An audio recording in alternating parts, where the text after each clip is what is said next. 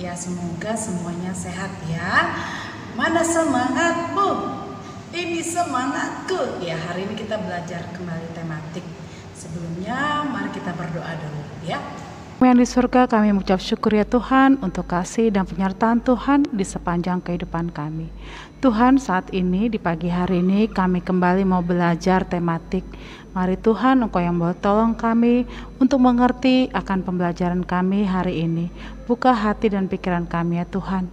Kami mau serahkan waktu ini ke dalam tangan pengasihan-Mu di dalam nama Yesus Kristus. Amin.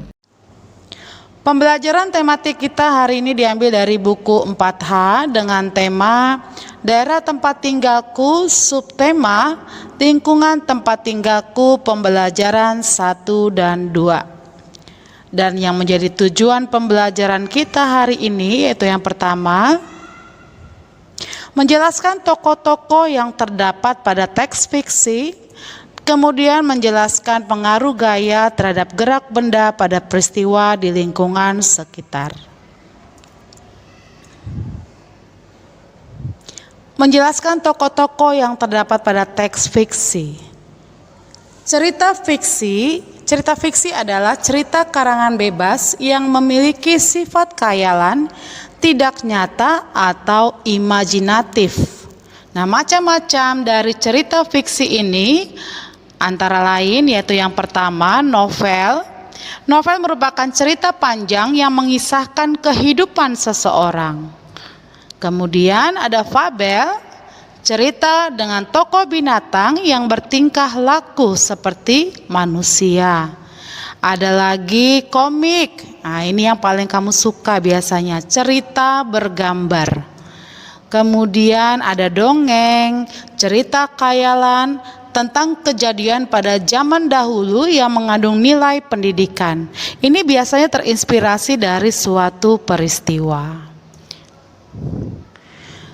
Macam cerita fiksi yang lain adalah cerpen atau cerita pendek, cerita tentang peristiwa yang dikisahkan secara singkat. Ada lagi cerita bersambung, yaitu cerita yang dimuat sebagian demi sebagian secara berturut-turut di dalam surat kabar atau majalah. Nah, ini cerita silat. Cerita silat ini berlatar belakang dunia persilatan. Silahkan kamu buka buku tematikmu halaman 9 dengan judul Semut dan Gajah. Oke, kamu silakan baca. Nah, dari judulnya, bisakah kamu tahu termaksud jenis cerita fiksi apakah cerita tentang semut dan gajah? Ya, ini ada cerita dengan tokoh binatang yang bertingkah laku seperti manusia. Ya, namanya fabel. Oke, mari kita lihat. Setelah kamu membaca, kira-kira siapa saja tokoh yang ada pada cerita? Ya, dari judulnya pun sudah tahu ya, ada semut dan gajah. Gajah dan semut, dan juga hewan-hewan yang ada di dalam hutan tersebut. Kemudian bagaimanakah sifat-sifat dari tokoh tersebut? Ayo. Nah, dari bacaan kita dapatkan bahwa gajah itu sangat angkuh, sombong, suka sekali menakut-nakuti hewan, menyepelekan teman-temannya karena dia merasa sangat kuat dan sangat besar, karena dia pernah berhasil mengalahkan harimau si raja hutan. Kemudian ada si semut. Nah, si semut ini adalah rendah hati, memiliki sifat rendah hati, ya, rendah hati. Kemudian pesan moral apa yang kamu dapatkan dari cerita semut dan gajah? Nah, pesan moral yang bisa didapatkan adalah kita sebagai manusia jangan pernah merasa sombong, karena semua yang kita miliki, kekuatan yang kita miliki itu Tuhan yang berikan. Dan ingat, di atas langit masih ada langit. Jadi jangan karena kekuatan kamu menjadi sombong dan akhirnya kamu mau menghina teman. Itu tidak boleh ya. Nah, nanti kamu mengerjakan halaman 4 ya. Di halaman 4 ada pertanyaan. Kamu silakan jawab. Itu jawabannya ada di bacaan sebelumnya di halaman 3. Ya, 5 pertanyaan ini kamu jawab.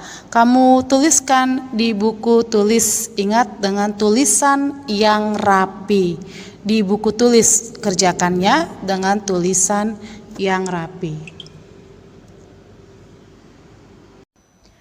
Pengaruh gaya terhadap gerak benda. Perhatikan klip di bawah ini.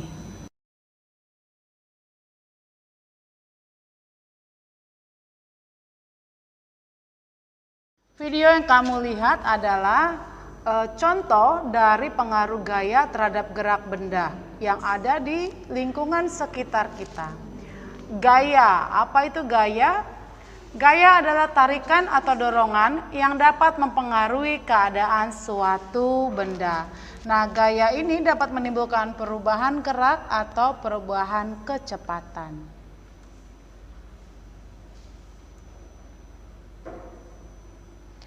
Gerak. Gerak ini mengakibatkan adanya perpindahan posisi benda dari tempat asalnya. Ya, ini akibat dari adanya gaya.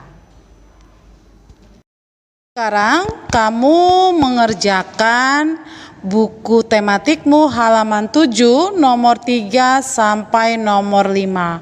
Halaman 7 nomor 3 sampai nomor 5. Tulis di buku tulis ya. Jawabannya ditulis di buku tulis dengan tulisan yang rapi. Demikianlah pembelajaran kita hari ini. Kamu belajar lagi di rumah, baca bukumu lebih lanjut. Terima kasih, Tuhan Yesus memberkati kita.